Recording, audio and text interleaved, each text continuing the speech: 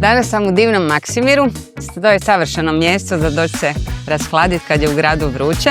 I čak su mi dozvolili da nešto kuham danas, a ja se odlučila za filane paprike, kako ih u Zagrebu zovemo.